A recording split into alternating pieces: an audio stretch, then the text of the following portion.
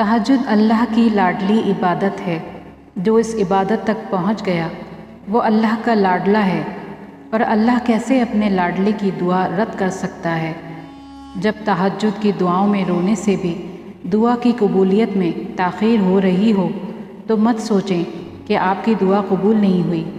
ہو سکتا ہے اللہ کے سامنے آپ کا بار بار رونا اللہ کو بہت پسند ہو۔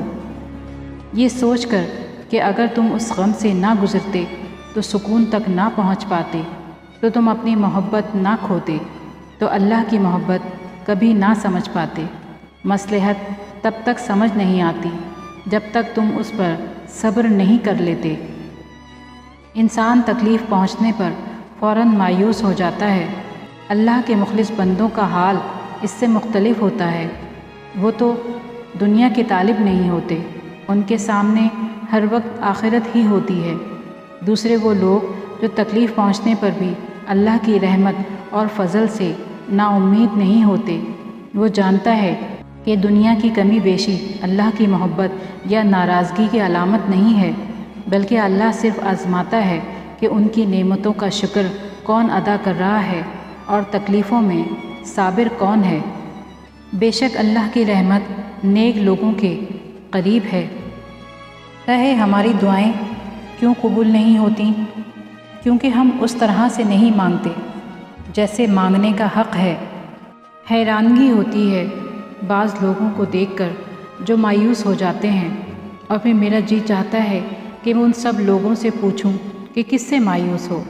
اس سے جو دو جہانوں کا مالک ہے، جسے تمہاری ہر اذیت اور ہر کرب کی خبر تمہارے بنانے سے پہلے ہوتی ہے، جو پلک جھپکنے سے پہلے حالات بدل دیتا ہے، جس کو نہ نیند آتی ہے نہ ہی اونگ، جو ہر منٹ کے اکلوتے سیکنڈ کے 100ویں حصے میں بھی تمہارے ساتھ ہوتا ہے، جو پتھر میں موجود کیڑے کو بھی رزق دیتا ہے، جس کے حکم کے بغیر کائنات کا ایک ذرہ بھی ٹس سے مس نہیں ہو سکتا، جو اگر ہاتھ تھام لے تو چٹکیوں میں سب زخم بھر دیتا ہے، اور اگر کن کہہ دے تو فرش تا عرش کی تمام خوشیاں تمہاری جھولی میں آ گریں۔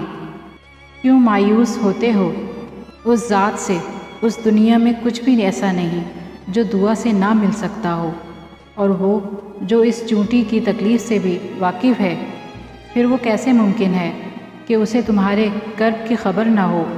ہاں، اگر وہ حسین ستارہ جس کی تمہیں چاہ ہے وہ تمہیں نہیں مل سکتا، تو کیا پتہ اس رب نے تمہیں وہ اکلوتا چاند دینا ہو جسے لوگ دور سے محض دیکھا کرتے ہیں، اور اگر تمہارے حصے میں وہ اکلوتا چاند بھی نہ آئے تو کون جانتا ہے کہ پورا آسمان تمہارا مقدر ہو۔ جب تمہارا یقین اللہ ہے تو تم انجام کا سوچ کر مایوس کیوں ہوتے ہو؟ وہ جانتا ہے کہ تمہارا دل ٹوٹ گیا ہے، وہ جانتا ہے کہ بے شمار ذروں میں تم بکھرے ہوئے ہو، وہ جانتا ہے کہ تمہاری ذات بے ترتیب ہو گئی ہے، وہ تمہاری مسکراہٹوں سے لے کر تمہارے آنسوؤں کے پلکوں میں ضبط ہو جانے تک سب کچھ جانتا ہے۔ وہ تو ان چیزوں سے بھی باخبر ہے جن کا علم بھی تمہاری عقل کی پہنچ میں نہیں، تو پھر یہ اداسی کیسی؟ جب وہ سب کچھ جانتا ہے پھر تم ان چیزوں کے لیے پریشان کیوں ہوتے ہو جن کا تمہیں علم ہی نہیں؟ وقت مشکل ہے مگر تمہیں صبر کرنا ہوگا، اللہ پہ یقین رکھ کر چلنا ہوگا، اس کی مصلحتوں کا ادب کرنا ہوگا، تو بس مانگتے رہو اور پھر دیکھو وہ ان دعاؤں کو بھی قبول کر لے گا جنہیں تم ناممکن سمجھ کر کب کا بھلا چکے ہو۔ تکلیفوں سے گزرے بغیر کیسے پتہ چلے گا کہ اللہ مشکل کشا ہے؟ بن مانگے ہی سب مل جائے گا، تو تمہیں اس بات پر کیسے یقین ہو پائے گا کہ تمہارا رب دعاؤں کا بہت سننے والا ہے؟ اگر سب تمہارے ساتھ مخلص رہیں گے تو تم کیسے سمجھ پاؤ گے کہ اللہ کے سوا کوئی اپنا نہیں ہوتا؟ ناممکن کی طلب اگر تمہیں نہیں دی جائے گی اور تم ناممکن سمجھ کر مانگنا ہی چھوڑ دو گے تو کیسے پتہ چلے گا کہ اللہ معجزے کرنے پر قادر ہے؟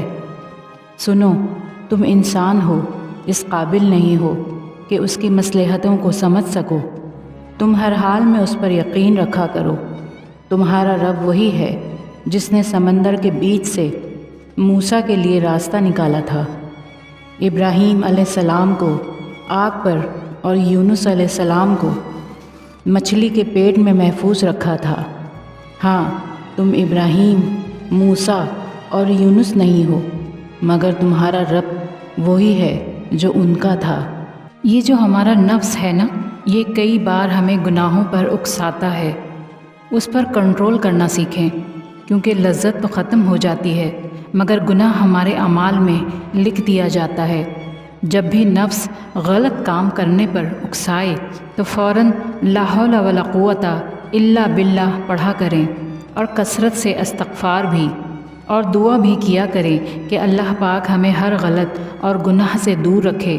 شیطان کا وار نفس کے ذریعے ہی ہوتا ہے، یاد رکھیں۔